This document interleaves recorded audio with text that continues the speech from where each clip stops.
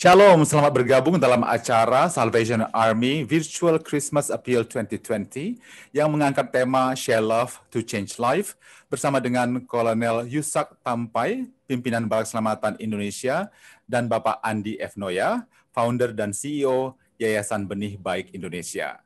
Dan saya, Patar Simatupang, pemandu acara ini selama 90 menit ke depan. Sekarang kita nikmati dulu penampilan anak-anak asuh Bala Keselamatan di Medan dengan brass band-nya yang luar biasa.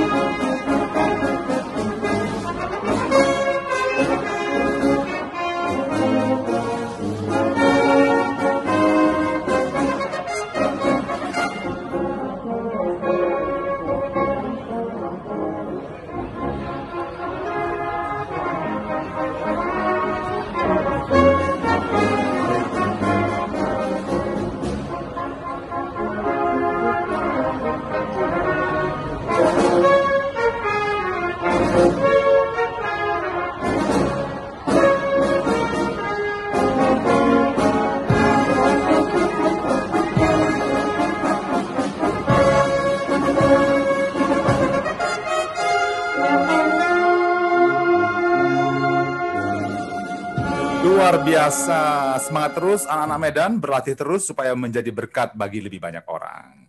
Luar biasa, tepuk tangan untuk semuanya. Sebelum kita mengikuti seluruh rangkaian acara, baiklah kita berdoa, menyerahkan seluruh rangkaian acara ini kepada Tuhan yang dipimpin oleh Letnan Kolonel Cedric Hills. Silakan Pak. Saudaraku, kami dengan sukacita menyambut Anda dalam acara Natal yang spesial ini. Berdoalah bersama saya, meminta berkat Allah memberkati kegiatan kita. Mari kita berdoa. Allah Bapa, Natal adalah waktu yang istimewa setiap tahun. Kami bersyukur kepadamu untuk waktu perayaan ini. Kami bersyukur untuk waktu sukacita ini, ketika banyak hati terbuka untuk saling mengasihi. Kami bersyukur untuk karunia kasih-Mu. Engkau memberikan kami Yesus. Dalam Dia, kami melihat wajah dan hati-Mu yang penuh kasih. Tuhan, saat kami melihat video dari seluruh bagian Indonesia, kami ingin mengucapkan terima kasih untuk semua yang akan membagi kisah mereka. Doa kami, agar kisah mereka tentang harapan dan transformasi akan menyentuh hidup kami. Berkatilah semua yang akan mengambil bagian dalam interview dan percakapan. Nyatakanlah harapan dan kasih-Mu melalui kata-kata mereka. Tuhan, terima kasih untuk kebaikan-Mu bagi kami. Kami mohon berkat-Mu atas semua orang yang akan memberikan donasi untuk mendukung pelayanan Bala Keselamatan di Indonesia. Berkailah karunia mereka untuk membagi kasih dan menyentuh kehidupan. Allah Bapa, dengarlah doa kami. Amin.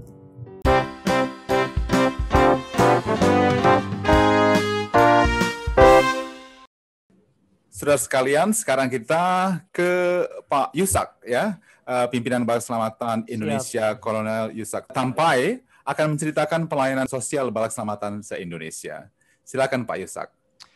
Baik, terima kasih banyak Pak. Pertama-tama saya ingin menyampaikan salam bagi kita sekalian dan juga haleluya. Tentu juga saya ingin menyambut secara khusus Bapak atau biasa dipanggil Bung Andi Noya. Terima kasih banyak telah bergabung memberikan support untuk kami. Nah, pelayanan Bala Keselamatan, khususnya pelayanan sosial Bala Keselamatan di Indonesia itu tidak terlepas dari bagaimana gereja ini dipanggil oleh Tuhan secara khusus untuk melayani, bukan saja melayani umat dalam konteks beribadah kepada Allah, tetapi sangat meyakini apa yang disebut atau dirangkum di dalam moto gereja Bala Keselamatan, yaitu heart to God and hand to man, yaitu hati yang tertuju kepada Allah dan tangan yang diulurkan kepada sesama. Dan itulah yang mendasari mengapa Bala Keselamatan sangat meyakini bahwa kalau kita telah dikasihi oleh Tuhan, telah diselamatkan oleh Tuhan, maka penting sekali untuk kita sebagai umat Bala Keselamatan juga mengasihi orang lain, menyelamatkan orang lain dari penyakit-penyakit sosial, dari penderitaan-penderitaan mereka. Sehingga bagian daripada pernyataan misi Gereja Bala Keselamatan adalah melayani sesama tanpa diskriminasi, melayani sesama yang menderita tanpa diskriminasi. Nah, Bala Keselamatan Indonesia melayani bukan saja di pelayanan sosial secara umum, tetapi juga melayani lembaga kesejahteraan sosial anak. Dan ada 15 lembaga ini secara khusus yang kami layani dengan lebih dari 300 sementara ini, tetapi sebetulnya sejak 1929 lebih dari 5.000 anak telah dilayani dan ditolong untuk menjalani kehidupan mereka, dibina dan bisa mencapai tingkat pendidikan yang memampukan mereka untuk bertahan dan bisa menggapai cita-cita mereka. Dan harapan saya, pelayanan sosial Bala Keselamatan Indonesia akan terus bertahan dan akan terus menjadi mitra pemerintah dan juga mitra gereja-gereja untuk melayani sesama yang menderita, khususnya anak-anak kita.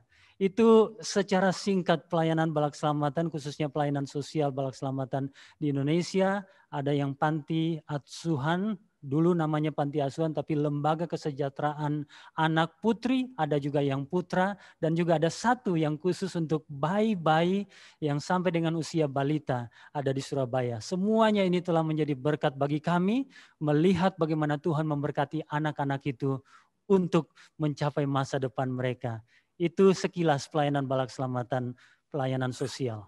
Terima kasih Pak Yusak. Nanti sepanjang perjalanan acara ini kita akan sedikit demi sedikit akan melihat kegiatan-kegiatan Bala Keselamatan seluruh Indonesia, khususnya pelayanan sosialnya per sesi ya. Berikut ini meskipun kita semua sudah kenal Bung Andi, kita ingin mengenal lebih dalam dari perkenalan berikut ini. Silakan.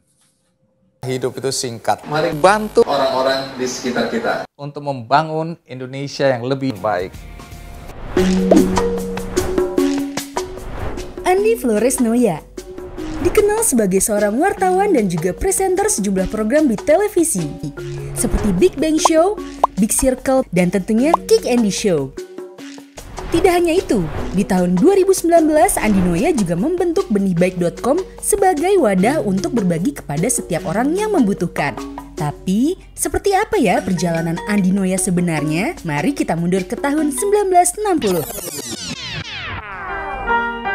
Tepat di tanggal 6 November 1960, Andi Noya lahir di Surabaya. Andi Noya berasal dari keluarga yang sangat sederhana. Ayahnya, Ade Wilhelmus Flores Noya, adalah seorang tukang servis mesin tik. Sedangkan ibunya, Nelly Madi Yvonne Clarwater, adalah seorang penjahit. Andi Noya kecil terkenal dengan kenakalannya loh. Tapi tidak dipungkiri, kalau bakat tulis-menulis Andi Noya sudah ada sejak kecil. Dari duduk di bangku sekolah dasar, beliau sudah bercita-cita menjadi seorang wartawan. Selepas lulus sekolah dasar di Malang, Andi Noya menghabiskan masa remajanya di Jayapura. Beliau melanjutkan sekolahnya di Sekolah Teknik Negeri. Namun, kepergian sang ayah membuat Andi Noya harus berpindah ke Jakarta untuk tinggal bersama saudaranya. Andi Noya tidak pernah putus asa untuk mengejar cita-citanya menjadi seorang wartawan. Maka setelah lulus dari bangku sekolah, Andi Noya masuk ke Sekolah Tinggi Publisistik. Sempat ditolak, tapi itu tidak membuat Andi Noya ini menyerah. Andi Noya punya kebiasaan untuk selalu mencatat mata kuliah di bukunya dibandingkan memfotokopi. Ini dilakukannya untuk menghemat pengeluaran. Di tahun 1985, Andi Noya bergabung dalam proyek penerbitan buku Apa dan Siapa Orang Indonesia oleh majalah Tempo sebagai seorang reporter paruh waktu.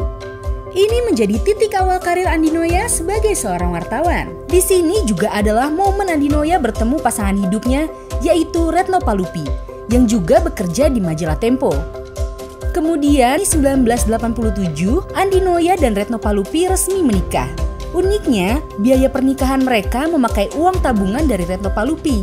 Dan pasangan ini pun dikaruniai 3 orang anak, yaitu Mario Randi Lamas Noya, Marco Randi Paramanoya, dan Marlo Randi Ernesto Noya. Keluarga Andi Noya selalu terlihat kompak. Tidak jarang mereka selalu berlibur bersama. Dukungan dari keluarga menjadikan Andi Noya terus berkarya dalam perjalanan karirnya. Dari seorang reporter surat kabar, sampai saat ini menjadi seorang founder dari benihbaik.com. Tidak hanya itu, banyak sekali prestasi yang sudah diraih oleh Andi Noya. Kesuksesannya dalam berkarir tidak membuat Andi Noya lupa untuk selalu berbagi kebaikan kepada setiap orang. Meskipun hanya sedikit saja berbagi, Tuhan akan membalas kebaikan kita.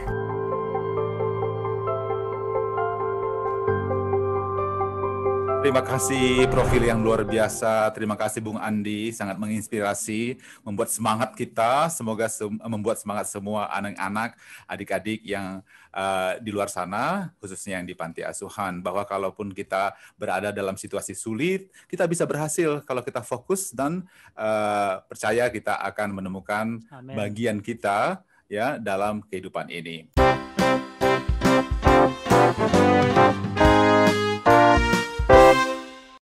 Bagi Anda dimanapun berada, jangan lupa menyisihkan sedikit berkat yang Anda miliki untuk membantu anak-anak asuh berselamatan untuk perkembangan mereka yang lebih baik, pendidikan yang lebih baik, dan kehidupan mereka sehari-hari. Ya, dekatkan HP Anda ke QR Code yang ada di bawah ini, itu akan mengantarkan Anda ke kampanye balas selamatan yang ada di benihbaik.com.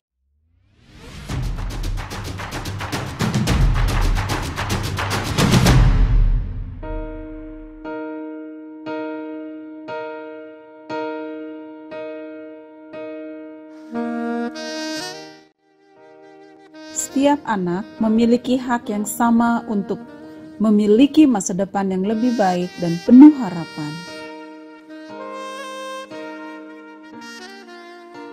Oleh karena itulah Bala Keselamatan dengan senang membantu anak-anak yang membutuhkan uluran kasih kita.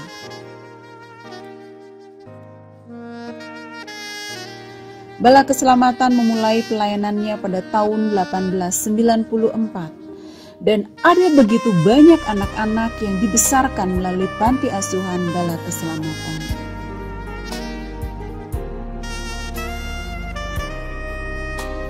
Seiring berjalannya waktu, maka saat ini anak-anak yang ada di panti asuhan berjumlah 405 orang di 15 panti asuhan yang tersebar di Pulau Jawa, Bali, Sulawesi, dan Sumatera.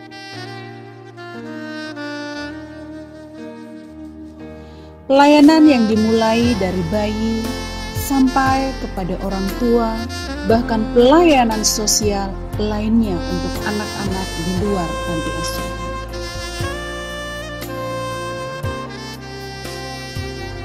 Di panti asuhan mereka tidak hanya mengikuti pendidikan formal di sekolah-sekolah, namun mereka juga melakukan kegiatan sebagaimana layaknya di rumah sendiri. Mereka juga dipersiapkan menjadi anak-anak yang mandiri melalui pengembangan bakat dan talenta mereka.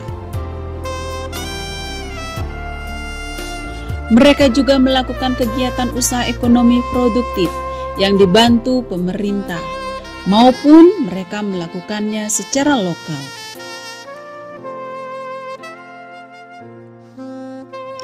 Bagi anak-anak yang berprestasi, mereka juga mendapatkan beasiswa untuk melanjutkan ke pendidikan universitas. Tidak mudah mendidik dan mengasuh anak-anak dengan latar belakang yang berbeda.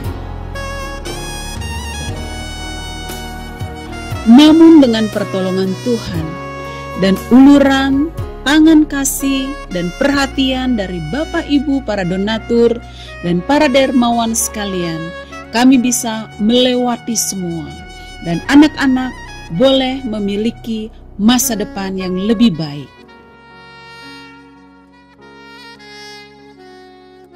Saya percaya bersama kita bisa melakukan yang terbaik buat mereka yang terpinggirkan.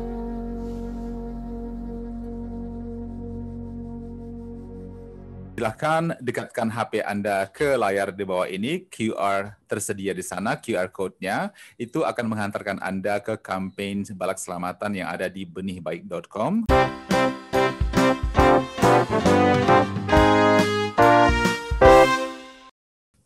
Baiklah, kita mulai dengan pertanyaan pertama ke Pak Yusak. Ya, Pak Yusak, apa ini makna Share Love to Change Life? Silakan, Pak. Baik, terima kasih banyak. Ya, ini memang merupakan sebuah tema yang secara spesifik sebetulnya kami rindukan untuk mendorong setiap orang berbagi kasih. Sebab kami mengetahui bahwa atau meyakini bahwa setiap orang punya kerinduan, punya kekuatan untuk berbagi. Dan ketika kasih itu dinyatakan dengan berbagi, maka pasti ada orang lain yang mengalami berkat itu.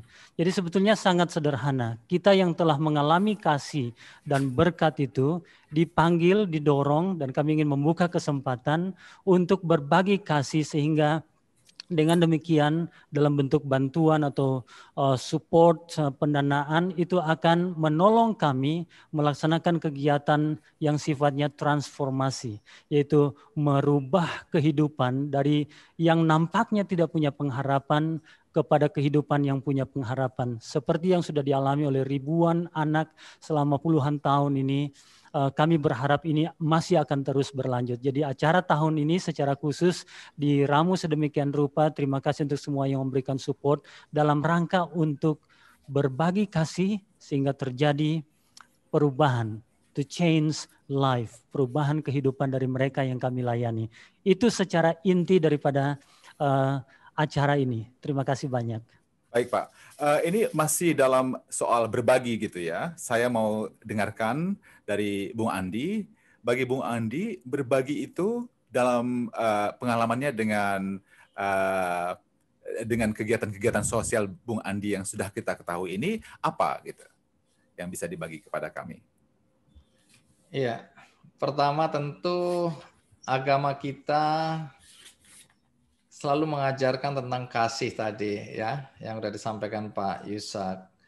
Implementasi dari kasih adalah berbagi. Karena kasih tanpa wujud nyata berbagi itu tidak nyata. Sehingga bagi saya ini adalah perintah agama, ini adalah iman kita. Kemudian kedua, karena saya punya pengalaman masa lalu yang pahit sebagai anak-anak, ya, saya dilahirkan dari pas orang tua saya lagi miskin, jadi ini kebetulan katanya pernah baik lah hidupnya, tapi nyatanya ketika saya lahir ya miskin gitu ya. Nah sehingga awal-awal kehidupan saya sebagai kanak-kanak, saya merasakan betapa penderitaan itu nyata ya, dan cukup panjang karena setelah saya bekerja jadi reporter, baru saya bisa keluar dari penderitaan itu.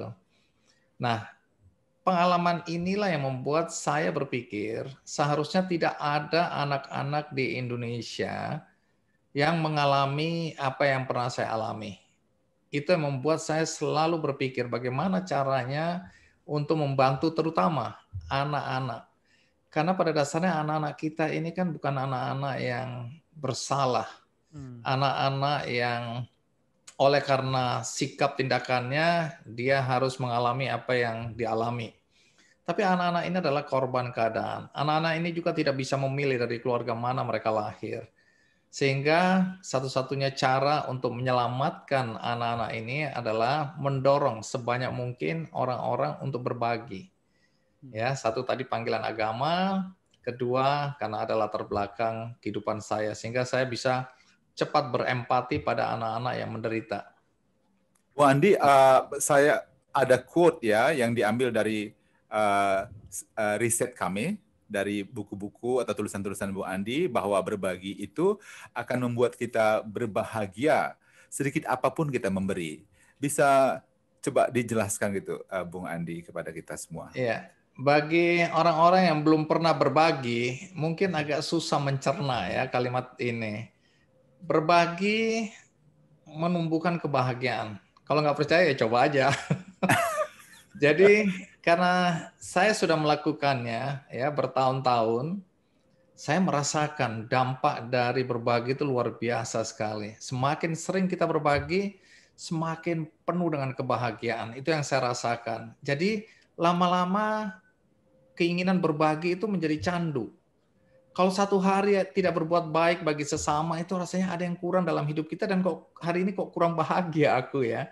Jadi hampir setiap hari saya memikirkan apa yang bisa saya lakukan hari ini untuk berbagi, apapun itu. Banyak orang berpikir berbagi itu harus uang, ya. Kemudian berbagi itu harus uang dan harus banyak.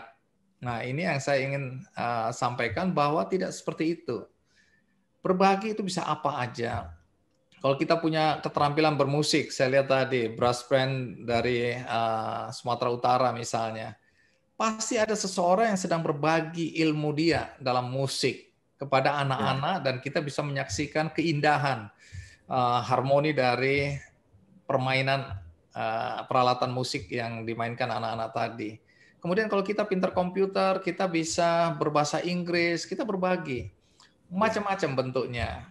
Katakanlah kalau kita mau berbagi uang, itu pun juga tidak harus jutaan, puluhan juta, ratusan juta. Kalau kita hanya berbagi Rp1, kita malu. Enggak. Di Alkitab juga kita tahu kan, bagaimana uang dari seorang perempuan yang berbanding dengan yang lain itu kecil sekali, tapi justru nilainya menjadi tinggi karena dia menyerahkan mungkin hampir seluruh harta dia hari itu. Jadi ketika orang berbagi Rp1 dan uangnya hanya Rp2, artinya 50% dari harta yang dia miliki dia berikan. Bukan berarti kita nggak menghargai pemberian yang besar-besar, baik tentu, tapi jangan kecil hati ketika kita tidak bisa berbagi dalam jumlah yang besar. Ya. Nah, ini nanti yang akan saya ceritakan kenapa ada benihbaik.com. Ini untuk mengatasi perasaan kenapa aku hanya menyumbang atau berbagi sesuatu yang sedikit. Nah, ini harusnya tidak boleh terjadi. Baik. Ya, berikutnya nanti kita dengarkan itu Bang ya. Bung Andi, kita mau dengar bagaimana benihbaik.com ini menjadi tempat di mana donatur-donatur kecil gitu ya.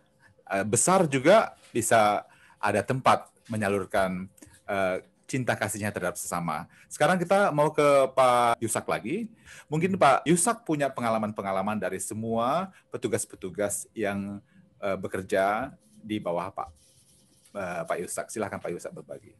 Baik, terima kasih banyak. Saya pikir pengalaman-pengalaman seperti itu berkali-kali terulang, banyak cerita.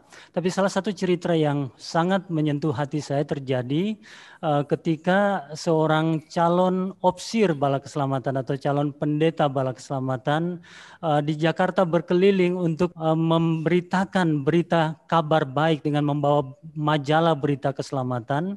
Kemudian dia mengetuk satu pintu, ternyata itu adalah sebuah pintu showroom. Dan berjumpa dengan seorang bapak yang ketika mereka berjumpa, bapak ini terkejut melihat bala keselamatan. Lalu dia cerita bahwa dulunya dia pernah diasuh dan ditolong melalui pelayanan bala keselamatan di Panti Asuhan Putra Bandung. Saya pikir cerita dari hamba Tuhan ini berjumpa dengan seorang anak yang pernah diasuh di bala keselamatan dan sudah sangat berhasil, itu betul-betul sangat memberanikan. Dan masih banyak kisah-kisah seperti itu. Tadi narator dari profil pelayanan bala keselamatan yang berbicara itu juga sebetulnya hamba Tuhan, salah satu yang pernah juga dilatih dan dibina di Panti Asuhan Bala Keselamatan di Denpasar, Bali.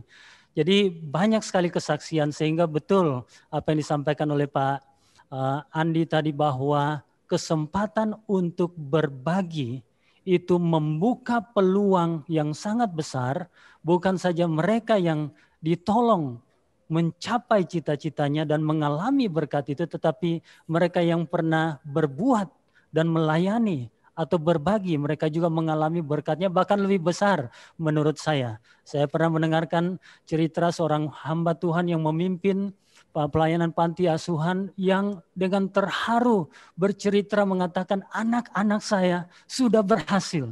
Itu mengagumkan, lebih daripada nilai harta bahkan rupiah yang bisa dikonversi kepada sukacita itu. Jadi berbagi intinya adalah kesempatan untuk berbuat memberikan yang bisa diberikan sehingga terjadi transformasi atau perubahan kehidupan. Itu beberapa kisah yang saya bisa bagikan. Baik Pak Yusak, sekarang kita mau dengarkan kesaksian dari seorang anak dari satu panti asuhan berkeselamatan di Indonesia. Silakan. Masa kecil. Bagaimana masa kecil Anda? Bahagia, susah, atau justru ingin mengulang masa kecilmu? Apapun itu, saya tidak ingin mengulangnya. Karena saya tidak bersama kedua orang tua saya. Dari saya baik kata orang bahwa saya diambil dari sebuah tong sampah. Tetapi satu hal yang saya yakini adalah sekarang semua oleh karena anugerah Tuhan dan penyertaan Tuhan yang sangat sempurna. Tuhan menolong saya melalui bala keselamatan. Menurut saya, masa kecil seharusnya menjadi masa yang paling bahagia bersama kedua orang tua. Namun terkadang kenyataan berbicara lain. Saya dirawat di rumah perawatan matahari terbit, Surabaya, Jawa Timur. Saat ini saya duduk di kelas 3 SMP. Pada saat itu, saya masih berumur 1-5 tahun ketika diasuh dan dirawat di PIA MT. Saya tidak memahami apa yang menjadi alasan orang tua dan keluarga sehingga mereka memutuskan untuk membawa dan menitipkan saya di matahari terbit. Saya dirawat di rumah perawatan matahari terbit atau disingkat PIA. Menginjak umur 6 tahun, saya dibawa di sebuah panti asuhan untuk memulai pendidikan sekolah dasar. Hari berganti hari, waktu berganti waktu. Saya duduk di bangku SD dan SMP.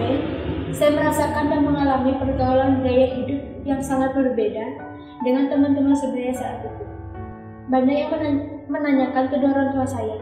Saya hanya menjawab bahwa kedua orang tua saya lagi bekerja dan saya dititipkan di panti asuhan. Sejak saat itu, saya mulai berpikir, apakah benar kedua orang tua saya lagi bekerja dan saya dititipkan di panti asuhan? Jujur, jika ditanyakan bagaimana perasaan Anda, waktu itu adalah kecewa, kecil hati, kepercayaan diri hilang, dan merasa diri paling beda. Dan saat ini saya bersyukur karena tinggal di panti. Mengapa? Karena saya masih bisa merasakan kehadiran kedua orang tua. Meskipun bukan saudara daging saya, sedari kecil saya sudah bisa tidur sendiri, cuci baju sendiri, pokoknya benar-benar mandiri. Aku hanya belajar sendiri dan harus bisa.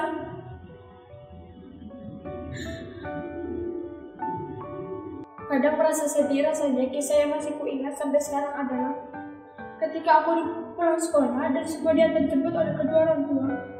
Aku hanya jalan bersama teman-temanku. Awalnya hanya tangis air mata, dan akhirnya teman-temanku yang membawa aku dan membuatku tertawa kembali. Bagi yang kalian selalu ditemani dari kecil hingga dewasa, bersyukurlah kalian, karena tidak semua memiliki kedua orang tua yang utuh. Dan jangan buat mereka bertetes air mata. Yang always for you, pray for you. Pesan saya, khususnya kalian dan saya, yang semasa kecil tidak bersama orang tua. Tolong jangan jadikan itu sebagai kambing hitam atas diri dunia sekarang. Aku seperti ini karena aku tidak mempunyai orang tua, atau karena aku ditolak dan lain-lain. Kalian salah. Kalau kalian berusaha dan berdoa, yakini dan pasti Tuhan akan menolong kalian. Itu semua tergantung pada kita sebagai pemain utama dalam kehidupan ini. Kita mau jadi apa, berperan sebagai apa, kita sendiri yang menentukan pilihan tersebut. Karena masa depan itu kita yang bawa, bukan orang lain. Semakin cepat dan tepat dalam menyusut masa depan yang cerah akan lebih mudah digapai dengan tanganmu sendiri. Dan yang tidak kalah penting, selalu libatkan Tuhan dalam setiap rancangan untuk masa depan nanti.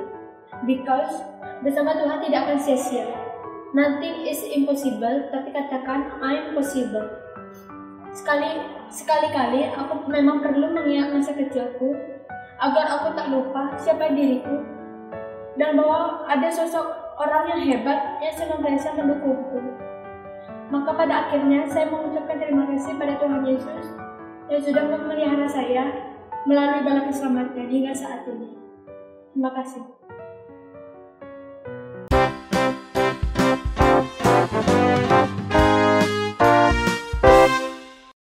Bagi Anda dimanapun berada, jangan lupa menyisihkan sedikit berkat yang Anda miliki untuk membantu anak-anak asuh berselamatan untuk perkembangan mereka yang lebih baik, pendidikan yang lebih baik, dan kehidupan mereka sehari-hari. Ya, dekatkan HP Anda ke QR Code yang ada di bawah ini, itu akan mengantarkan Anda ke kampanye berselamatan yang ada di benihbaik.com.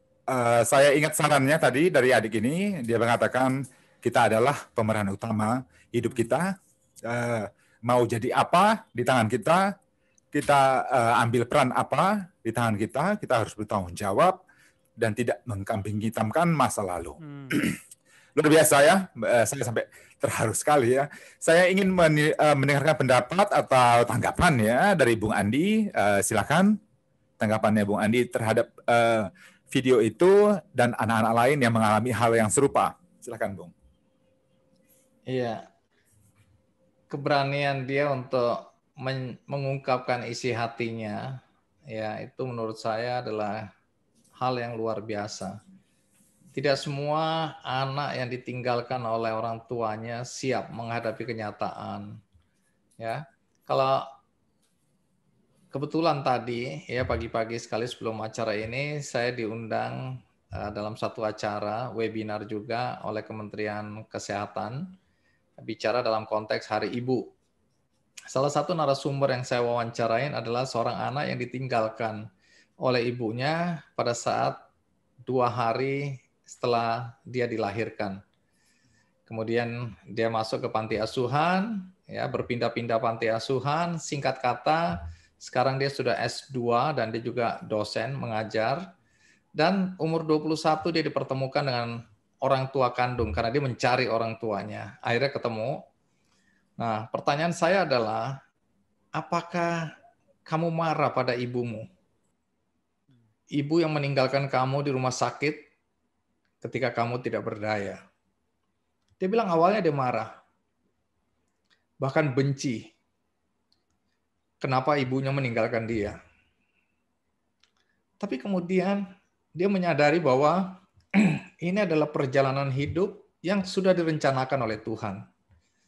Jadi imannya kuat sekali. Dia bilang, tidak ada yang kebetulan di dunia ini. Semua atas kehendaknya, semua atas rencananya. Dan kemudian dia mencintai ibu kandungnya. Sekarang ini. Nah, saya pernah marah pada Tuhan juga.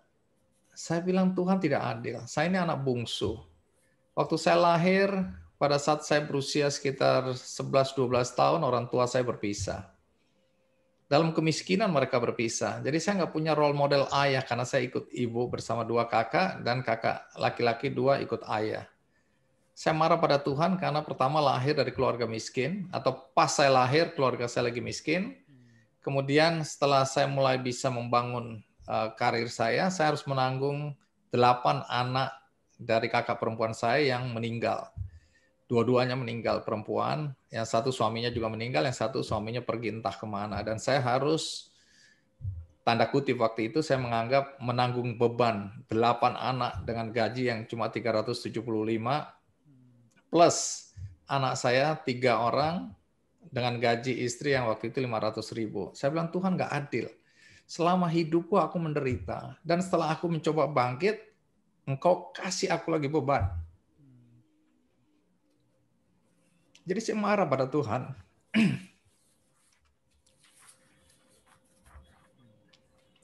Tapi kalau sekarang ditanya, saya bilang Tuhan terima kasih. Jadi anak-anak yang lahir dengan penuh penderitaan ini adalah anak-anak istimewa.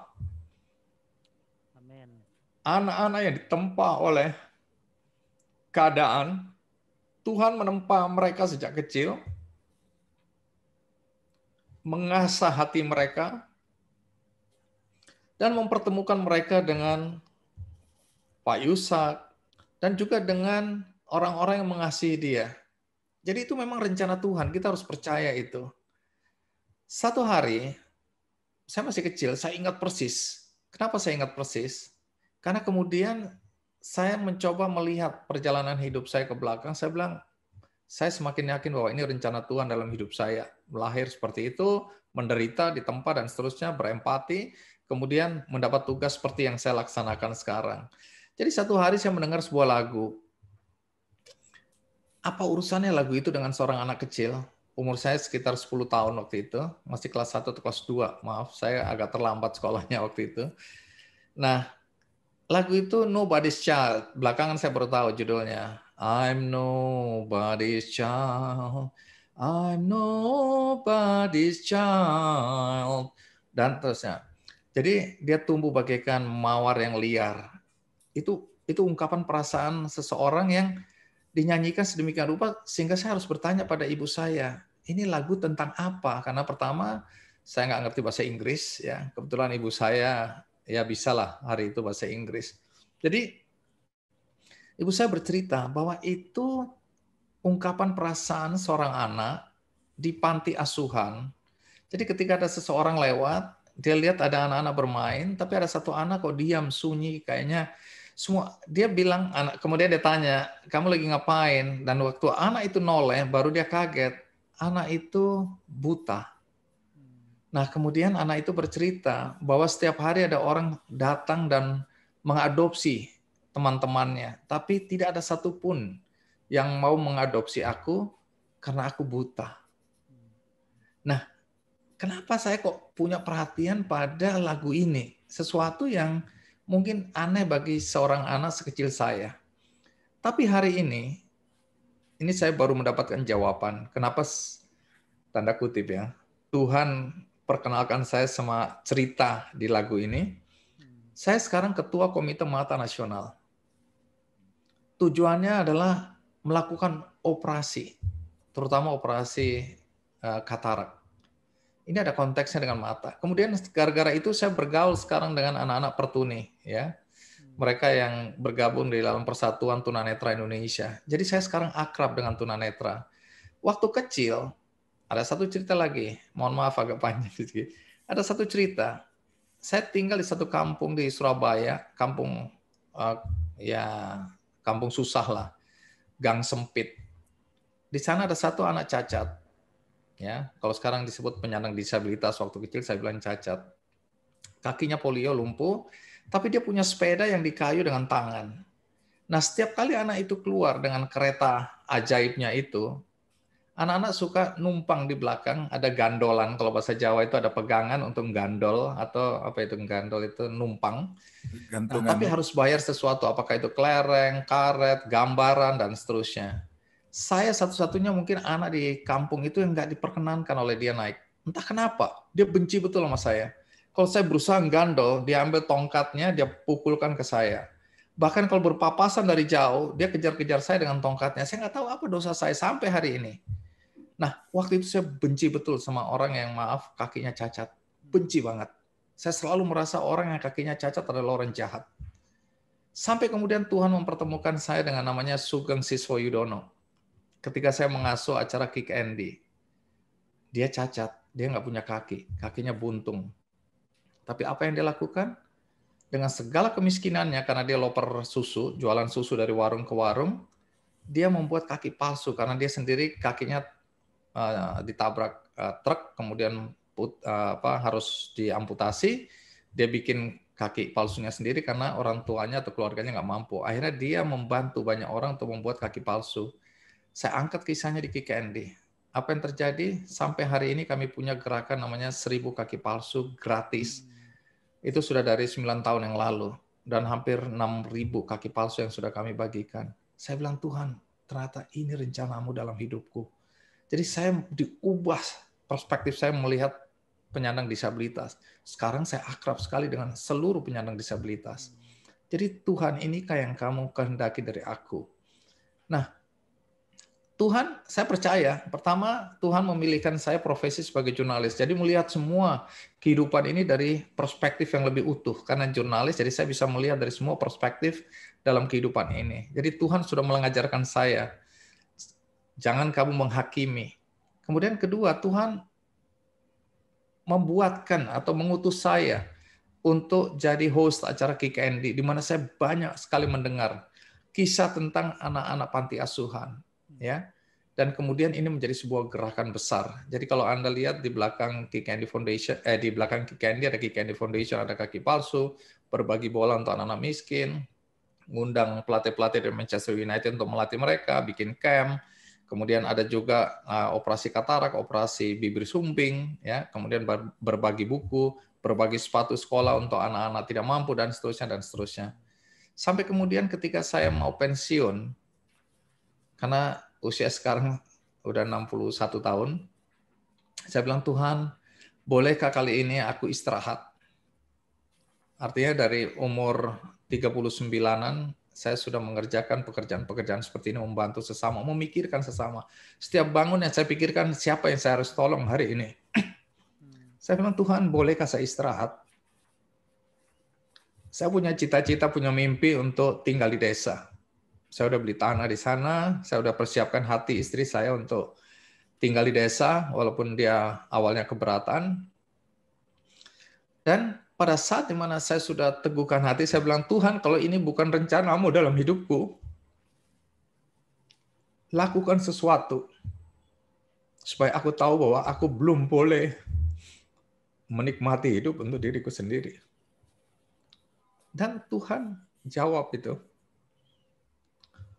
Ketika saya waktu itu punya cita-cita mendirikan Akademi Sociopreneurship, membantu karena saya lulusan STM, SMK jurusan mesin, saya ingin membantu anak-anak miskin lulusan SMK untuk bisa jadi wirausahawan, tapi ini lebih ke sosial. Jadi kewirausahaan sosial, sociopreneurship. Dalam konteks itu saya mau bikin sebuah platform untuk menjual semua produk-produk yang dihasilkan oleh anak-anak yang menjalankan usaha sosial ini. Nah, disitulah Tuhan mempertemukan saya dengan seseorang yang jago coding, pintar IT.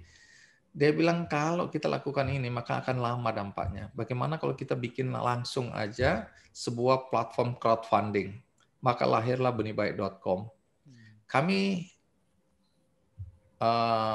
deklarasikan itu Oktober 2019 tahun lalu. Saya nggak tahu apa rencana Tuhan, karena di dalam konteks membuat Benih Baik, teman-teman saya bilang nggak bisa berhenti, nggak bisa pensiun. Paling nggak berikan waktu 3 tahun untuk membangun. Karena saya menyebut Kick Candy Foundation ini adalah jembatan kebaikan yang mempertemukan orang-orang yang membutuhkan pertolongan kita, uluran tangan kita dengan orang-orang yang memang punya hati untuk berbagi. Nah, lahirlah yang namanya benihbaik.com dengan teknologi digitalnya, sehingga jembatan ini akan lebih kokoh, bisa mempertemukan lebih banyak orang yang saling tolong-menolong di situ. Tapi saya tidak boleh pensiun. Paling tidak 3 tahun saya nggak boleh pensiun. Ini baru tahun pertama. Saya bilang, apa rencana Tuhan? Kenapa saya disuruh bikin yang namanya crowdfunding platform ini? Dan kemudian kita tahu pandemi COVID terjadi di negeri ini. Singkat kata, melalui jembatan kebaikan Benih Baik ini, kami berhasil mengumpulkan 64 miliar untuk membantu saudara-saudara kita untuk APD maupun untuk sembako yang terdampak ekonomi. Jadi, kalau saya dengar tadi kesaksian itu, hati sebenarnya mau nangis. Tapi di satu sisi saya bilang, Tuhan, aku percaya bahwa anak ini adalah anak yang kau pilih. Anak yang kemudian mendapatkan tempat di bala keselamatan dengan orang-orang baik di sekitar dia, sehingga dia tidak jadi orang jahat. Dia tidak berbuat kriminal, karena dia dikelilingi oleh orang-orang baik, orang-orang yang mengasihi dia, orang-orang yang mengerti kebutuhan dia, orang-orang yang selalu mendorong agar dia terus maju dan berkembang, tidak terpuruk, tersuruk di tempat-tempat yang gelap. Jadi saya senang sekali, satu kehormatan buat saya untuk bisa diajak bergabung di acara ini. Terima kasih, maaf agak panjang. Tidak apa-apa. Terima kasih Bung Andi ya, sangat menginspirasi ya. Sebelum saya minta pendapat dari atau komentar Pak Yusak untuk cerita-cerita Bung Andi tadi, kita tampilkan dulu video profil panti-panti ini, LKSA Bala Keselamatan di 15 tempat. Silakan.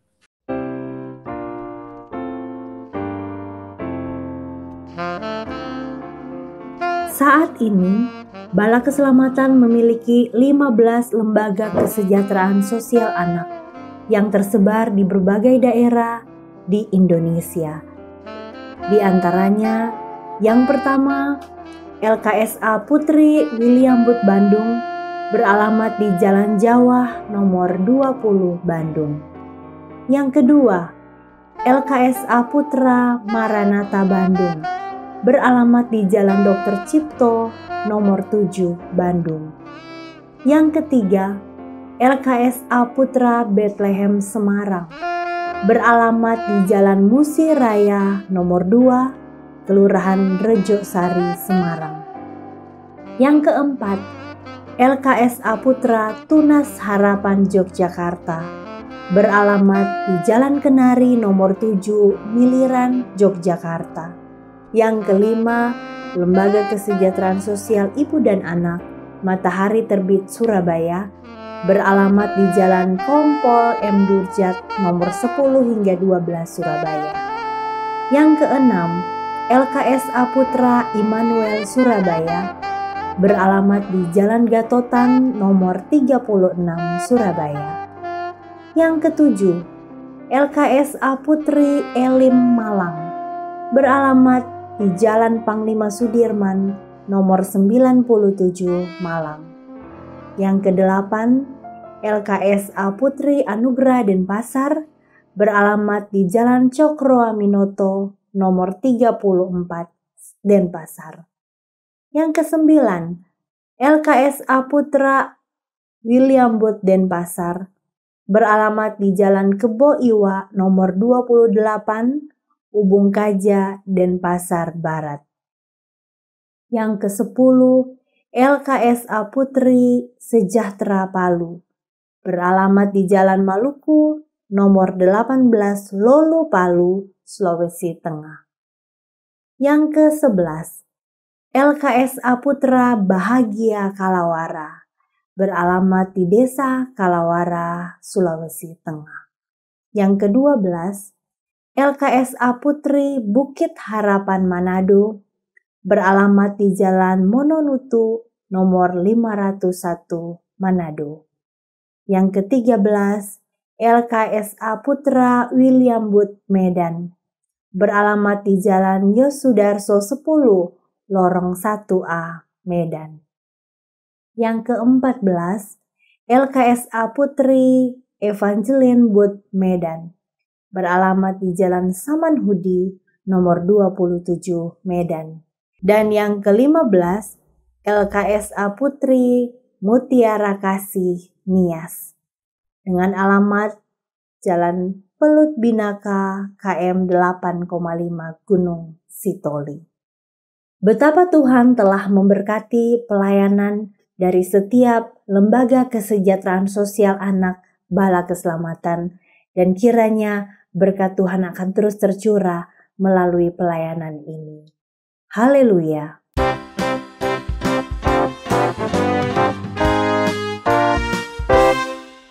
Pekerjaan yang besar ya, pekerjaan yang besar. Ya Bu Andi ya, kita mau dengarkan bagaimana Pak Yusak dan timnya bisa merawat anak-anak ini yang tidak bersalah, tidak tahu lahir dari perut siapa, harus tinggal dalam situasi seperti ini, dan mereka harus berhasil ya kan di masa depannya. Bagaimana Pak Yusak melakukan tugas besar ini? Ya, terima kasih banyak. Saya pikir tantangan yang paling besar di dalam menolong anak-anak ini adalah bagaimana konsisten berkomitmen memberikan yang terbaik bagi mereka, dan juga secara khusus memastikan bahwa standar nasional pelayanan untuk lembaga kesejahteraan sosial bagi anak-anak itu juga dipastikan dipenuhi. Dan saya sebagai pemimpin Bala Keselamatan menyadari masih banyak standar yang masih perlu kami kerjakan, bagian daripada PR kami untuk memastikan bahwa anak-anak yang ditolong itu merasa seperti di rumah sendiri, merasa seperti memiliki orang tua sendiri selama mereka berada di lembaga kesejahteraan sosial. Saya pikir juga salah satu yang memampukan kami untuk bisa melakukan sebaik mungkin adalah integrasi antara pelayanan sosial itu sendiri dengan gereja di sekitar atau khususnya Gereja Balak Keselamatan, di mana Gereja Balak Keselamatan kami dorong untuk juga bisa mengambil bagian, memberikan support. Tadi Bung Andy menjelaskan bahwa memberi tidak selamanya hanya uang saja. Betul sekali Pak, saya sangat setuju itu. Itu memberi waktu, memberikan pelajaran bagi anak-anak, mengajar musik, itu integrasi itu begitu sangat penting. Saya selalu terharu mengingat peristiwa ketika saya diberikan kesempatan tinggal jadi anak kos di panti asuhan. Jadi saya bukan anak panti asuhan, tapi dari Sulawesi Tengah datang ke Bandung. Dan tadi ada satu profilnya yaitu Panti Asuhan Putra Maranatha, dulu namanya demikian. Saya kos di situ. Dan saya masih ingat tahun 1987.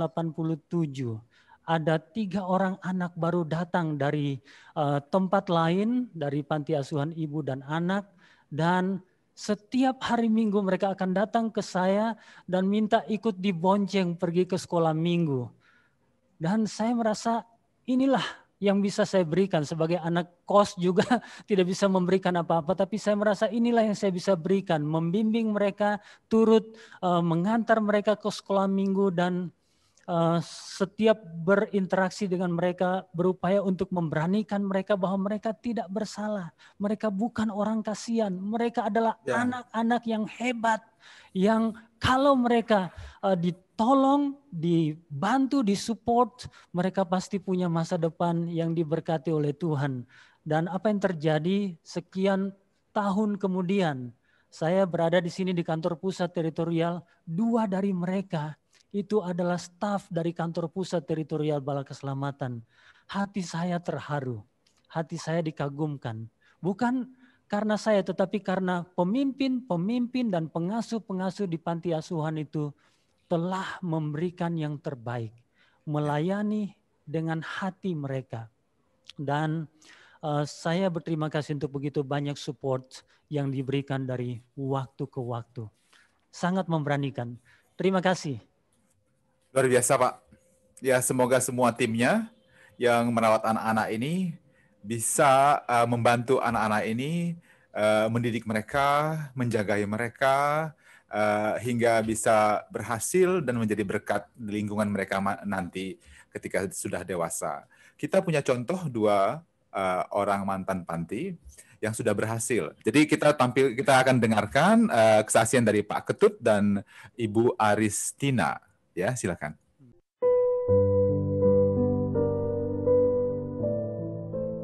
Halo, salam sejahtera untuk kita semua. Pada kesempatan ini saya ingin mengucapkan terima kasih untuk kesempatan yang diberikan kepada saya untuk menceritakan, menyaksikan bagaimana kemurahan Tuhan berlaku di dalam kehidupan saya. Saya Dr. Iketut Sutape. Saya tinggal di panti asuhan kurang lebih selama 12 tahun. Saya tidak tahu persis mengapa keluarga saya menempatkan atau menitipkan saya di panti asuhan. Tetapi dari banyak cerita yang saya dapat, itu karena memang ketidakmampuan mereka untuk menyekolahkan saya. Dan juga karena lingkungan di mana saya tinggal di Bali yang tidak memungkinkan kita untuk sekolah, karena memang kita harus membantu orang tua. Tetapi saya percaya dari sekian banyak orang, Tuhan sudah memilih saya dan menempatkan saya di panti asuhan untuk dididik, dilatih untuk menjadi orang yang berguna baik untuk bangsa, negara, dan terutama juga untuk Tuhan. Saat ini saya bekerja di sebuah kampus yaitu Universitas Triatmo Mulia di Bali, dan saya dipercayakan untuk menjadi wakil rektor bidang kemahasiswaan dan pemasaran. Saya percaya ini semua tidak terjadi kebetulan, tetapi ini semua karena pertolongan Tuhan. Secara khusus bagi adik-adikku yang saat ini masih ada di panti, jangan pernah berkecil hati. Tidak ada rencana Tuhan yang buruk untuk siapapun, termasuk juga untuk kalian yang ada di panti asuhan. Kalian tinggal di panti asuhan bukan karena hina, tetapi karena Tuhan ingin menempatkan Anda di sana dan mendidik, melatih Anda. Saya bersyukur karena pelayanan Balak Keselamatan luar biasa telah mendidik saya. sehingga saya menjadi seperti yang saya bisa lakukan saat ini. Ini semua bukan karena kemampuan saya, tapi semua hanya karena kemurahan Tuhan. Untuk itu saya ingin senantiasa terus bersyukur karena pertolongan Tuhan melalui pelayanan Bala Keselamatan. Semoga kesaksian singkat ini menjadi berkat bagi kita semua. Amin. Haleluya. Puji Tuhan, karena Tuhan itu baik dan telah merancangkan kehidupan saya dengan luar biasa. Dia telah mengubah kehidupan saya dari yang tidak mungkin sekolah menjadi ketua Stikes William Booth Surabaya. Share Love to Change telah terbukti bagi hidup saya. Saya adalah anak bungsu dari 9 bersaudara. Ayah saya seorang guru, dan ketika saya kelas 3 SD, ayah saya dipanggil oleh Tuhan. Dan mulai saat itulah terjadi perubahan besar dalam keluarga kami.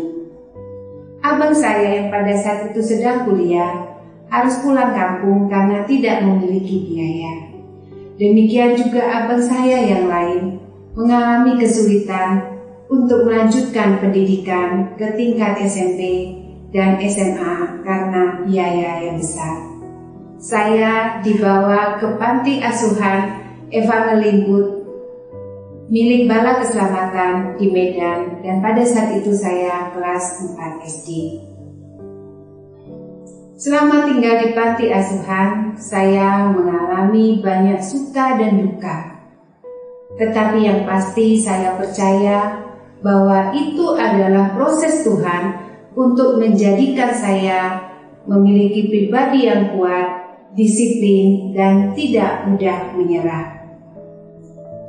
Setelah lulus SMA, saya ingin sekali melanjutkan pendidikan ke perguruan tinggi. Namun saya tahu bahwa orang tua saya tidak memiliki biaya untuk hal itu. Pemimpin panti asuhan menawarkan kepada saya untuk menjadi perawat dan sekolah di SPK Rumah Sakit William Booth Surabaya.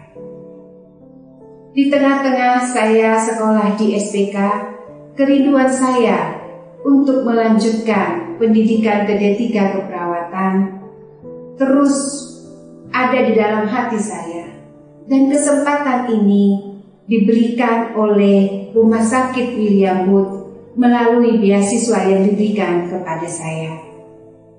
Setelah lulus D3, saya ditawarkan untuk menjadi dosen di Upper William Booth. Dan saya diberikan kesempatan untuk melanjutkan pendidikan ke jenjang yang lebih tinggi, yaitu ke S1 keperawatan dan profesi nurse di Universitas Airlangga.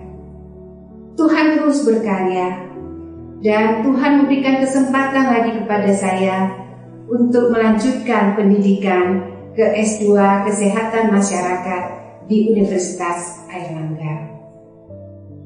Terpujilah Tuhan, pada tahun 2014 saya diberi kepercayaan oleh pimpinan untuk menjadi Direktur Akademi Keperawatan William Booth. Dan pada tahun 2018, Akper ini bergabung menjadi program studi D3 Keperawatan di Stikes William Booth. Dan Tuhan memberikan kepercayaan yang lebih besar lagi kepada saya dengan menjadikan saya sebagai ketua Stikes William Booth. Suatu hal yang tidak pernah saya bayangkan sebelumnya. Namun inilah rancangan Tuhan dalam kehidupan saya.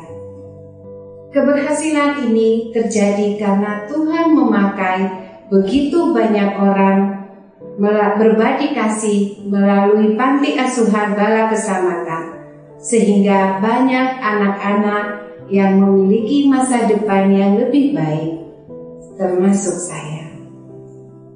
Buat adik-adikku yang masih tinggal di panti, jangan kecil hati dan kecewa, tetapi tetaplah setia dan bersandar kepada Tuhan.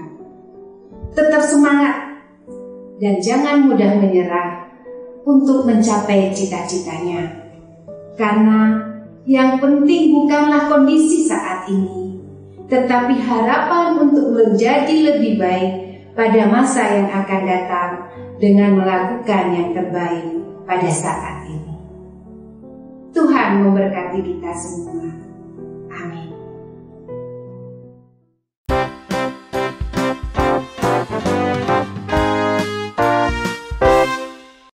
Bagi Anda dimanapun berada, jangan lupa menyisihkan sedikit berkat yang Anda miliki untuk membantu anak-anak asuh berselamatan untuk perkembangan mereka yang lebih baik, pendidikan yang lebih baik, dan kehidupan mereka sehari-hari. Ya, dekatkan HP Anda ke QR Code yang ada di bawah ini, itu akan mengantarkan Anda ke kampanye balas selamatan yang ada di benihbaik.com. Ada nasihat yang kuat yang saya terima dari kedua mantan anak asuh Balak Selamatan ini, yaitu bagi yang masih tinggal di panti asuhan, jangan kecil hati, ini hanyalah proses Tuhan untuk membuat kita menjadi pribadi yang kuat, disiplin, dan tak mudah menyerah.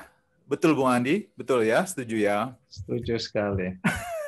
Begitu. Bung Andi, gimana ini orang yang membantu ya melalui benihbaik.com, ini mereka ini siapa gitu kan? Apakah mereka orang-orang kaya? Apakah mereka juga sama seperti kita yang memang pengen membantu gitu? Bisa berbagi sedikit, Bung Andi? Iya, keinginan berbagi itu tidak monopoli orang kaya. Karena di acara Kick Andy maupun dalam kehidupan nyata kita bisa menyaksikan banyak sekali orang-orang dengan segala keterbatasan mereka sudah berbagi. Ya, artinya berbagi ilmu juga. Di Kick Andy ada orang yang nggak punya tangan, nggak punya kaki, itu aja berbuat baik bukan untuk dirinya sendiri, bahkan lebih dari itu untuk orang lain. Ya, kemudian mereka yang berpendidikan rendah ternyata juga sudah berbagi. Mereka dengan ekonomi yang pas-pasan juga berbagi. Semua tentu dengan caranya. Tadi Pak Yusak juga menjelaskan bahwa berbagi itu banyak cara dan bentuknya. Nah, saya melihat bahwa belakangan ini semakin banyak orang menyadari betapa berbagi itu adalah sesuatu yang membahagiakan. Ya mungkin karena sekarang ini dengan media sosial yang menceritakan tentang kebaikan. Waktu awal-awal Kick Andy lahir banyak orang bilang umurnya nggak akan panjang karena saya lahir ketika sinetron ya lagi ratingnya lagi bagus-bagusnya. Kemudian ada ya buser-buser gitu kriminal, program-program seperti itu ya mengumbar kekerasan, seks, kriminal dan seterusnya dan seterusnya. Nah tiba-tiba ada cerita tentang kebaikan dan semua orang bilang udahlah nggak akan ada orang nonton itu. Belum lagi hostnya nggak menarik ya, suaranya cempreng dan lain-lain. Tapi hari ini Kick Andy 15 tahun, artinya ada perubahan nilai yang signifikan di masyarakat kita. Bahwa ternyata berbuat baik atau mendengarkan cerita-cerita tentang kebaikan itu juga dibutuhkan. Orang ingin juga merasakan sesuatu yang membangkitkan harapan, membangkitkan optimisme. Kalau kita lihat di pandemi COVID sekarang ini, banyak orang-orang menyampaikan cerita-cerita yang membuat kita merasa semangat, merasa optimis ya. Nah, itu yang sekarang terjadi di masyarakat. Jadi saya melihat bahwa semakin banyak orang belakangan ini ingin berbuat baik dalam hidupnya dengan cara mereka masing-masing. Dan kalau kita lihat dalam waktu yang relatif singkat, benihbaik.com bisa mengumpulkan dana sampai 64 miliar. Itu adalah bukti bahwa ada keinginan, ada kesadaran, ada calling juga bagi masyarakat untuk berbuat baik. Dan kalau kita konteksnya adalah Indonesia, kita tahu persis bahwa masyarakat Indonesia ini adalah masyarakat yang punya semangat gotong royong. Nah, semangat gotong royong inilah yang kita lihat bangkit di tengah pandemi COVID ini. Apakah itu perusahaan, yayasan, komunitas, ya, organisasi, bahkan individu, semua orang saling bergandengan tangan tuh, saling tolong-menolong. Ini satu fenomena yang menarik buat saya setelah konflik-konflik politik ya, yang menjual agama, suku, sara, kemudian membuat masyarakat terpecah belah. Tapi hari ini karena keadaan yang sama, kita merasakan kondisi yang sama, yaitu semua terimbas oleh COVID-19 ini, maka kita kembali semangat gotong royong itu bangkit lagi. Belum lagi kita percaya bahwa memang bangsa Indonesia adalah bangsa yang dermawan, ya.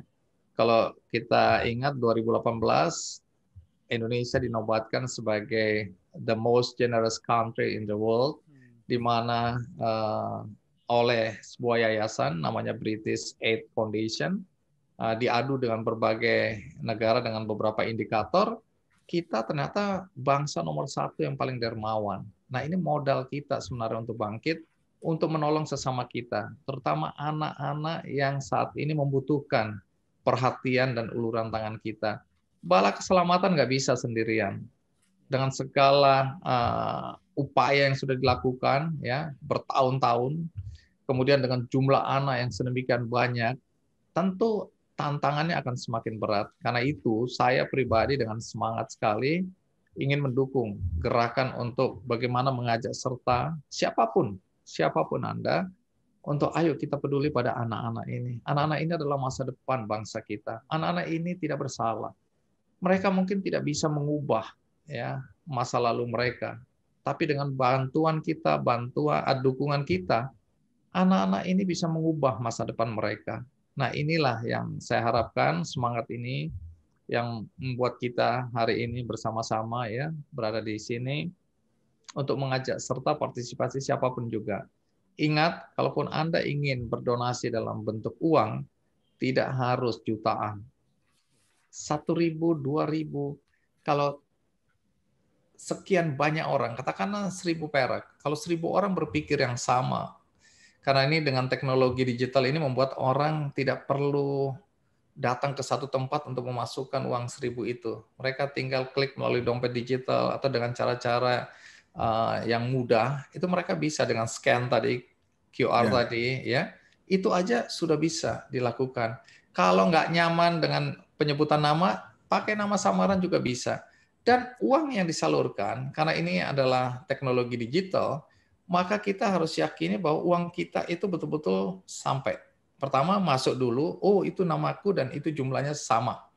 Kemudian kita yakin bahwa uang yang kita salurkan itu sampai pada orang yang tepat. Katakanlah dia bilang, aku kepingin sekali membantu anak-anak panti asuhan. Tapi banyak orang yang tidak tahu panti asuhan yang mana yang aku harus bantu.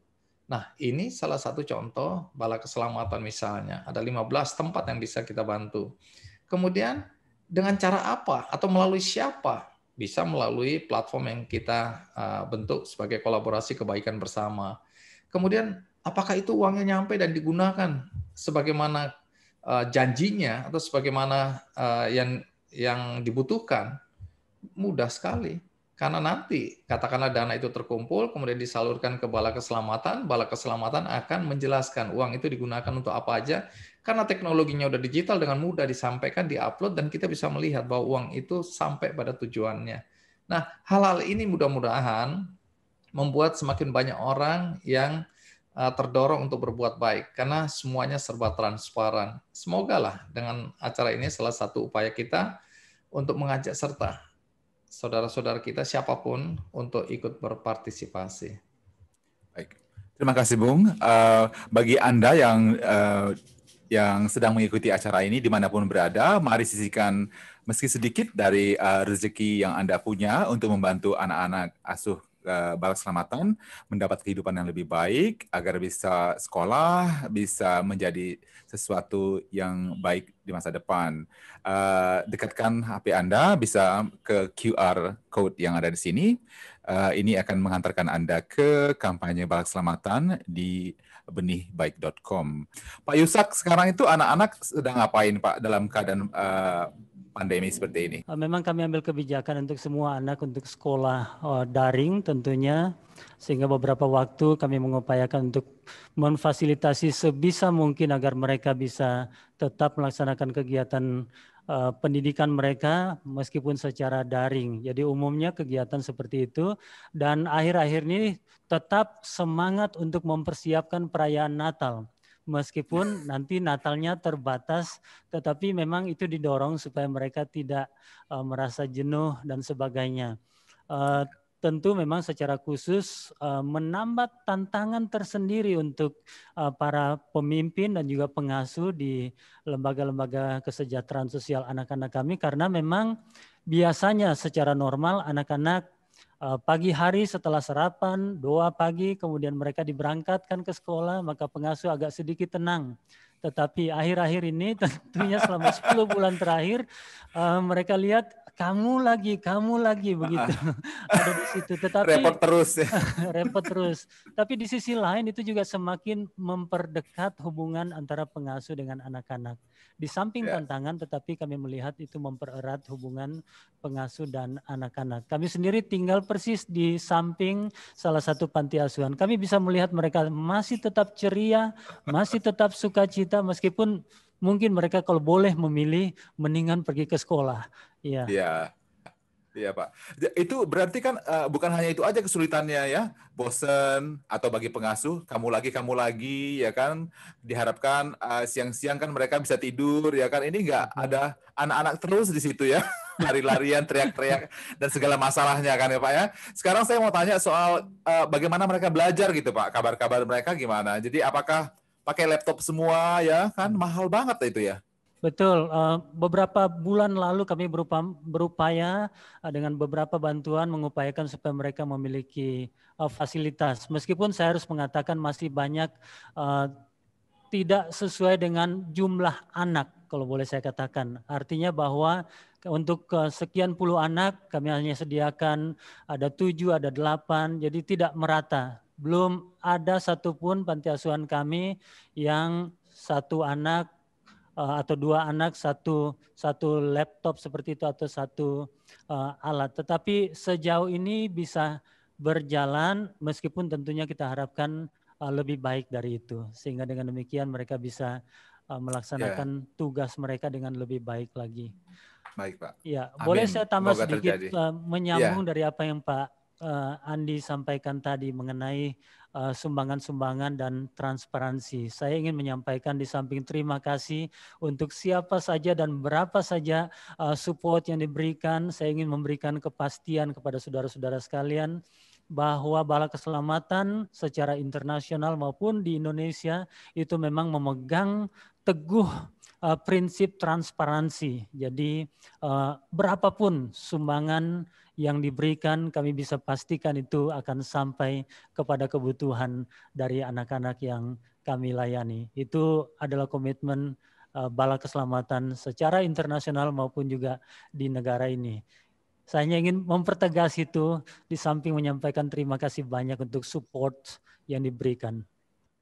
Ya, terima kasih konfirmasinya Pak ya, itu meyakinkan sekali ya untuk kita semuanya, untuk turut melihat kemana sumbangan ini disampaikan. Baiklah, kita akan rileks sedikit sebelum pertanyaan-pertanyaan berikutnya dengan penampilan anak-anak asuh kami dari beberapa tempat. Silakan Pak.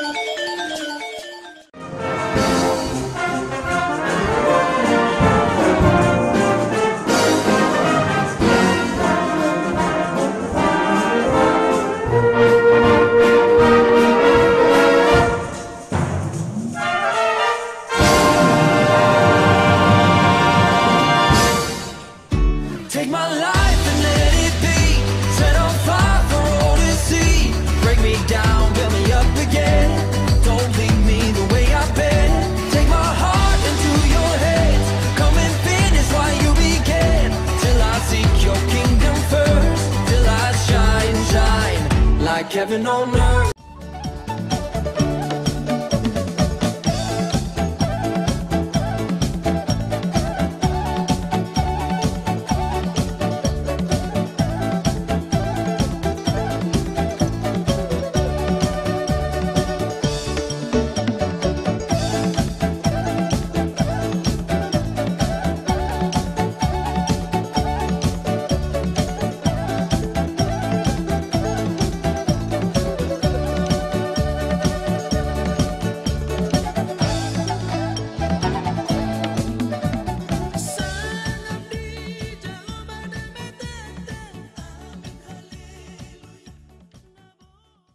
turut mendukung kegiatan kita acara hari ini.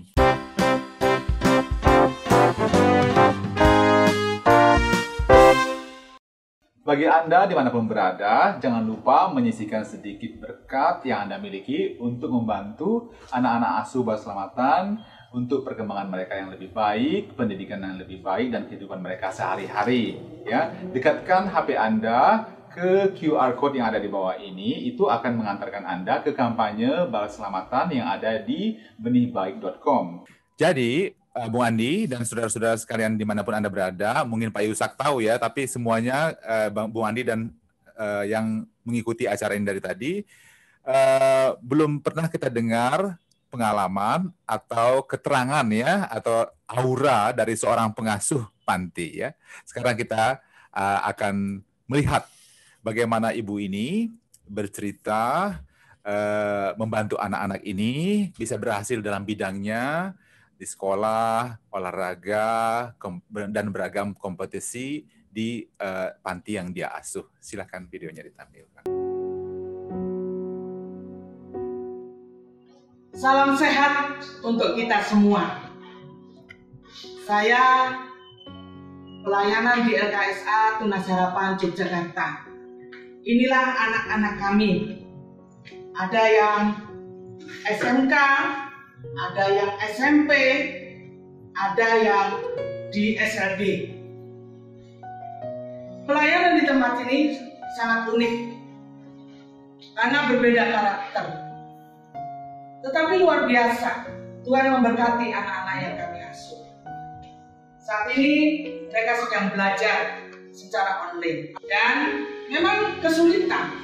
Kadang-kadang wifi macet, kadang-kadang lampu mati, dan lain sebagainya. Tetapi bersyukur sampai saat ini dengan tenang mereka dapat mengikuti pelajaran secara online. Memang tidak mudah melayani di Panti Asuhan Tunas Harapan Yogyakarta ini. Ini adalah anak kami juara 2 tingkat provinsi Jawa Tengah.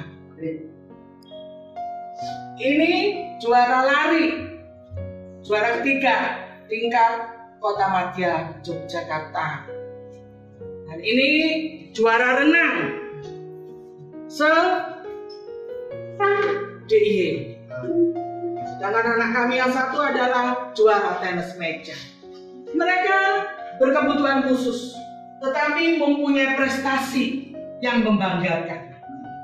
Kesulitan kami saat ini adalah SPP, mereka harus dibayar. Kebutuhan mereka, sekolah harus dibayar. Tantangan kami saat ini yaitu bagaimana menghadapi anak-anak di saat pandemi. Kami harus melakukan pengawasan ketat. Jangan sampai mereka keluar sembarangan. Kami berikan makanan cukup, vitamin, dan lain sebagainya. Dan bersyukur selama kurang lebih 10 bulan ini mereka bertahan di saat pandemi ini. Dan bersyukur mereka sehat, kuat. Kami semua yang ada di Panti Asuhan Tunas Harapan. Dan semuanya itu terjadi bukan karena kekuatan kami, tetapi semua pihak yang membantu pelayanan di Tunas Harapan Yogyakarta. Saya percaya di tempat-tempat lain, di panti asuhan yang lain, demikian juga. Selalu ada berkat buat anak-anak. Kalau kita melakukan untuk anak-anak, Tuhan tidak pernah menutup mata. Saya pasti ada berkat. Terima kasih. Bagi Anda dimanapun berada, jangan lupa menyisihkan sedikit berkat yang Anda miliki untuk membantu anak-anak asuh berselamatan untuk perkembangan mereka yang lebih baik, pendidikan yang lebih baik, dan kehidupan mereka sehari-hari. Ya, dekatkan HP Anda ke QR Code yang ada di bawah ini, itu akan mengantarkan Anda ke kampanye berselamatan yang ada di benihbaik.com.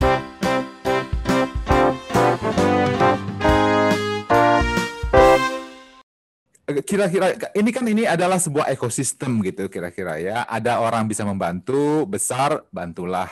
Bisa membantu sedikit, bantulah ya. Anak-anak ini dibantu sekarang, nanti mungkin setelah besar akan menjadi bertugas membantu juga. Selain mereka menjadi berhasil, membantu memberi motivasi kepada yang lainnya, juga membantu misalnya dana, waktu, atau keterampilan yang bisa dibagi di mana dibutuhkan gitu. Bung Andi punya apa itu seperti saran atau kisah ya yang bisa dibagi bagaimana ekosistem ini bisa bekerja dengan baik gitu, Bung Andi. Iya, ini memang eranya adalah era kolaborasi ya. Kita nggak bisa bekerja sendiri-sendiri. Bisa jalan, tapi akselerasinya lebih lambat ya. Kemudian impact-nya atau dampaknya juga lebih kecil berbanding kalau kita berkolaborasi, bersinergi. Jadi dalam bidang apapun juga, termasuk di dalamnya adalah bagaimana gerakan sosial ini memang harus ada kolaborasi. Jadi hari ini misalnya kita melihat bagaimana teman-teman Bala Keselamatan bersama Benih Baik kita berkolaborasi, dan tentunya ada pihak lain yang nanti kita akan ajak bersama-sama untuk ayo kita bergandengan tangan, lupakan perbedaan, justru utamakan misi yang sama, yaitu bagaimana agar anak-anak Indonesia yang kebetulan lahir dari keluarga-keluarga yang kurang mampu, lahir dengan segala problematika hidup mereka, ditinggalkan oleh orang tuanya, ya, atau kemiskinan yang membuat kemudian orang tuanya terpaksa menitipkan anaknya di panti asuhan, atau anak-anak yang merasa dibuang oleh keluarganya. Jadi kita nggak bisa sendirian, ya, karena dampaknya tidak akan sebesar kalau kita bersama-sama. Jadi ekosistem yang saya maksud di sini adalah ekosistem antar lembaga, ya. Problematikanya hampir sama, ya. Di situ ada kemiskinan, ya, di situ ada masalah pendidikan karena ini runtutan dari kemiskinan itu banyak sekali, kesehatan, pendidikan dan macam-macam. Nah, dengan kita bersinergi hari ini bersama-sama, mudah-mudahan semakin banyak anak-anak Indonesia yang dapat kita bantu, kita dukung, agar mereka menjadi generasi penerus bangsa ini yang mampu bersaing dengan bangsa-bangsa lain di dunia. Terima kasih. Pak Yusak, dalam keadaan seperti sekarang ini, kan kita sudah tahu bahwa panti asuhan mendidik anak-anak, mengasuh mereka, menjaga mereka menjadi sampai besar dan berhasil gitu ya Pak, tidak menjadi jahat atau berkeliaran tidak berguna gitu. Itu adalah pekerjaan yang besar gitu ya. Dalam situasi seperti pandemi ini, kesulitan itu juga bentuknya mungkin agak sedikit lain, menjadi lebih sulit atau menjadi lebih baik, pokoknya lain gitu Pak ya. Jadi tantangannya sekarang ini kira-kira apa Pak Yusak yang bisa Bapak bagi kepada kami yang mengikuti acara ini dari awal sampai sekarang? Mungkin secara khusus seperti dialami oleh sejumlah lembaga secara menyeluruh yang memang nirlaba adalah mengupayakan kebutuhan anak-anak tetap terpenuhi meskipun donatur-donatur selama ini yang memberikan perhatian, bantuan tidak bisa melakukannya juga serutin seperti selama waktu keadaan normal, dan kita sangat mengerti, menghargai apa yang mereka sudah perbuat selama ini. Sehingga kalau berbicara mengenai kebutuhan adalah kebutuhan, pemenuhan kebutuhan mereka di masa pandemi ini memang menjadi lebih sulit. Dan untuk itu dengan adanya support dalam bentuk apapun juga, yang diberikan itu akan menolong kami untuk bisa mengupayakan tetap terpenuhinya standar sandang papan mereka, tetap terpenuhinya standar pendidikan mereka, dan juga tetap terpenuhinya standar perlindungan bagi mereka. Bukan saja secara fisik, tetapi secara moral dan juga secara spiritual. Sehingga memang pandemi ini membawa tantangan tersendiri, meskipun bukan mustahil, tetapi membawa tantangan tersendiri. Dan itu sebabnya kolaborasi seperti ini akan memampukan kami untuk lebih baik lagi memberikan support terhadap anak-anak yang dititipkan. Kami melihatnya dititipkan oleh Tuhan kepada Bala Keselamatan untuk mereka ditolong, dibangun, diberikan pengharapan yang lebih baik untuk masa yang akan datang. Tantangan yang lain adalah pemenuhan standar layanan, dalam artian tersedianya tenaga atau pekerja-pekerja sosial yang memang berkualifikasi. Selama puluhan tahun kami melayani anak-anak itu dengan komitmen penuh, dengan kasih yang besar, dengan apa saja yang bisa diberikan. Tetapi dalam zaman ini juga diperlukan untuk pemenuhan standar kualifikasi. Sehingga dengan demikian membiayai tenaga-tenaga pekerja sosial yang berkualifikasi itu juga memang melahirkan atau menghadirkan tantangan tambahan bagi Bala Keselamatan. Tapi ini harus dilakukan sehingga kebutuhan anak itu betul-betul secara holistik itu bisa dipenuhi. Maka apa yang Pak Patar sampaikan tadi, jangan sampai anak-anak itu keluar dari panti asuhan ternyata tidak mencapai cita-citanya. Kita berharap itu tidak terjadi karena selama mereka berada di rumah pembinaan ini, di lembaga kesejahteraan ini, maka selama itu mereka benar-benar disentuh secara holistik. Dan itu kerinduan besar kami. Terima kasih Pak Yusak. Semangat Pak Yusak, semangat terus. Terima kasih. Semangat semua sama timnya. Ya. Bagi Anda dimanapun berada, jangan lupa menyisihkan sedikit berkat yang Anda miliki untuk membantu anak-anak asuh Bala Keselamatan untuk perkembangan mereka yang lebih baik, pendidikan yang lebih baik, dan kehidupan mereka sehari-hari. Ya. Dekatkan HP Anda ke QR Code yang ada di bawah ini, itu akan mengantarkan Anda ke kampanye Bala Keselamatan yang ada di benihbaik.com.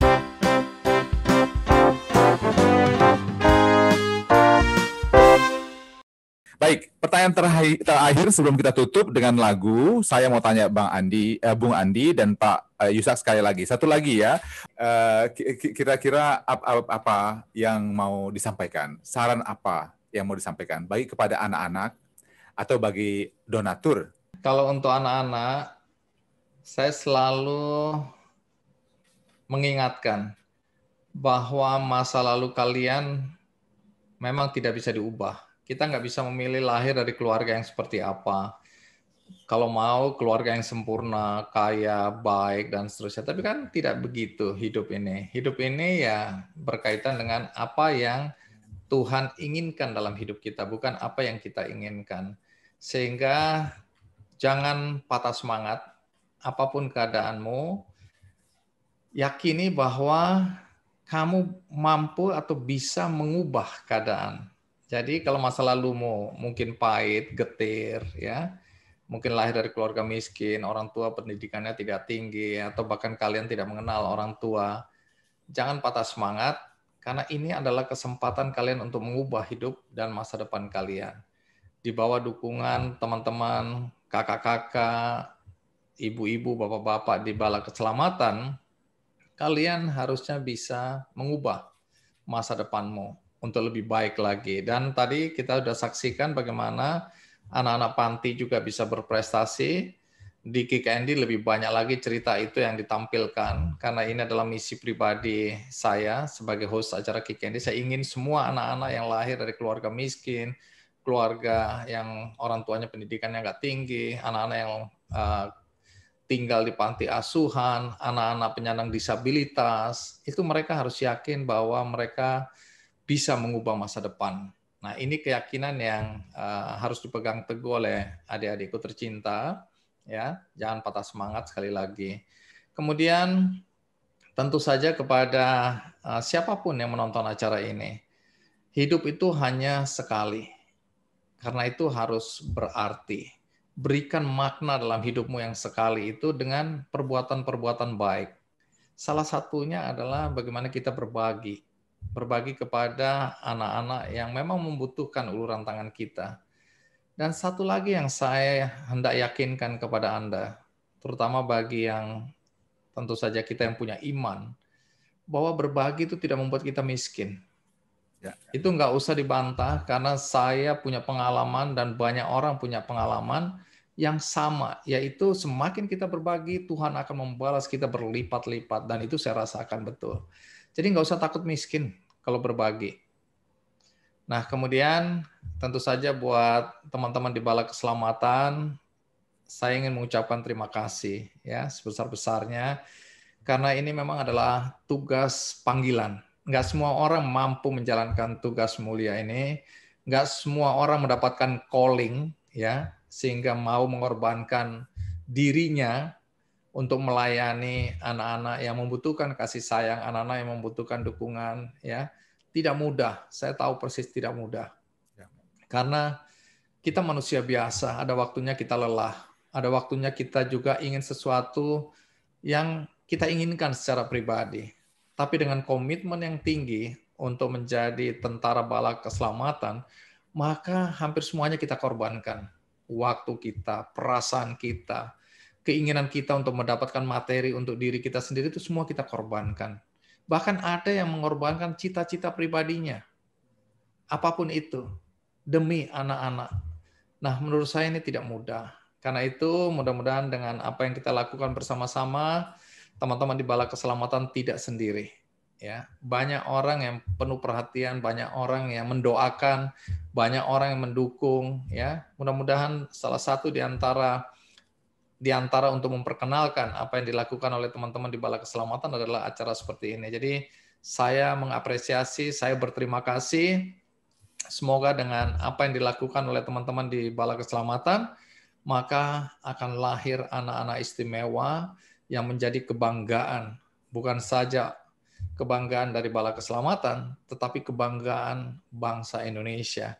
Mereka adalah anak-anak Tuhan yang oleh Tuhan direncanakan dititipkan kepada teman-teman di Bala Keselamatan. Tolong hantarkan mereka sesuai dengan amanat Tuhan yang diberikan kepada teman-teman. Semoga Tuhan memberkati semua teman-teman di Bala Keselamatan yang sudah mengulurkan tangan-tangan mulianya. Terima kasih.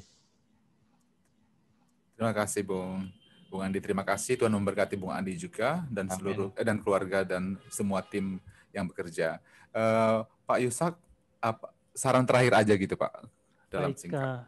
Izinkan saya pertama pada bagian penutup ini menyampaikan ucapan terima kasih kepada Bung Andi yang secara khusus memberikan support. Ini sangat memberanikan hati, bukan saja saya, tetapi saya yakin anak-anak kami betul-betul diberanikan hatinya. Mereka melihat ada terang di ujung sebuah tunnel, di ujung terowongan, bahwa ternyata ada terang, ada pengharapan bagi mereka. Amin. Support Bung Andi betul-betul sangat memberanikan. Saya yakin Tuhan kembalikan berkat-Nya kembali dengan berlipat ganda. Juga saya ingin menyampaikan ucapan terima kasih kepada seluruh donatur, siapapun saudara-saudara, latar belakangnya, apa yang saudara perbuat hari ini untuk memberikan bantuan melalui pelayanan kami di panti asuhan, itu merupakan buah kasih dari saudara-saudara. Dan saya punya keyakinan saudara akan diberkati dengan berlimpah. Itu keyakinan saya, dan juga saya punya keyakinan ini akan berdampak berlipat ganda bagi anak-anak yang kami layani. Secara khusus untuk pendidikan mereka. 2 minggu lalu saya berada di Kota Palu dan berada di salah satu panti asuhan kami. Di situ mereka ditolong dengan cara yang ajaib. Ada yang membawa sayur-sayuran, beras, dan juga macam-macam. Hanya itu yang bisa diperbuat oleh masyarakat di sekitar.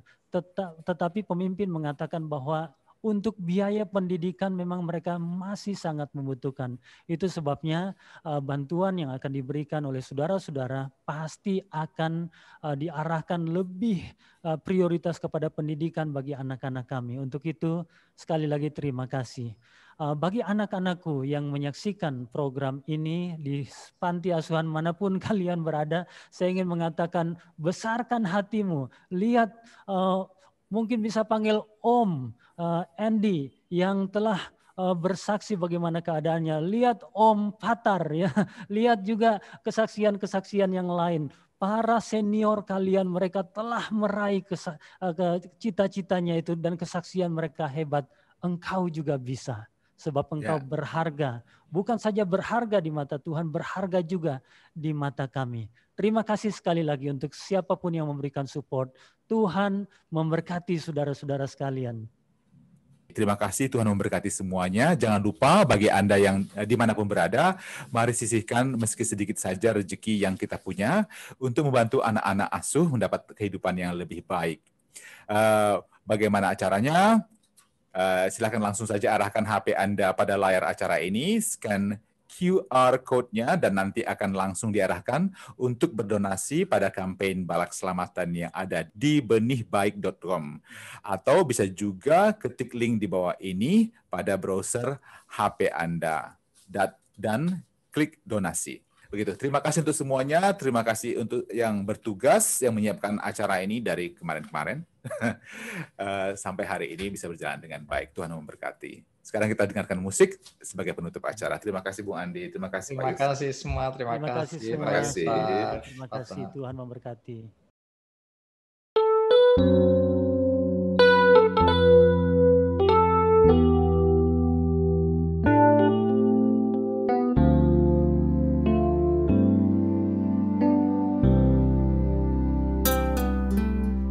Bukanlah tempat indah, melainkan palungan di mana anak Yesus telah dibaringkan.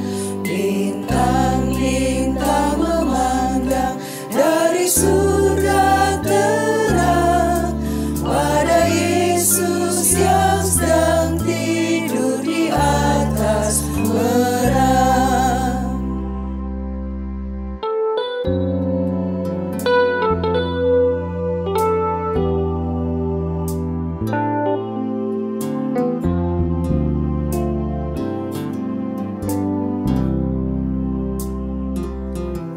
Lalu terdengarlah suara lembu menguap, olehnya Yesus bangun dari tidur nyenyak. Tuhan yang aku cinta pandang dari surga dan tinggal sertaku hingga fajar mereka.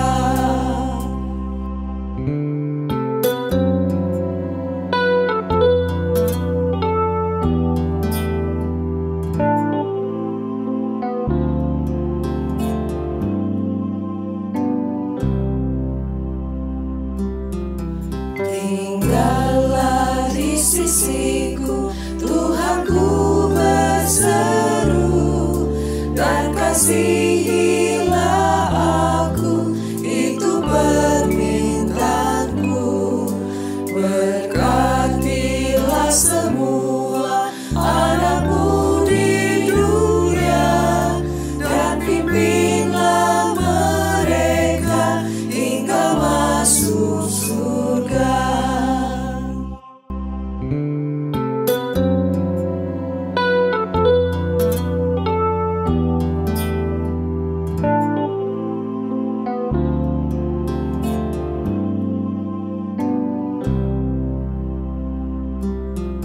Tinggallah di sisiku, Tuhanku berseru, dan kasih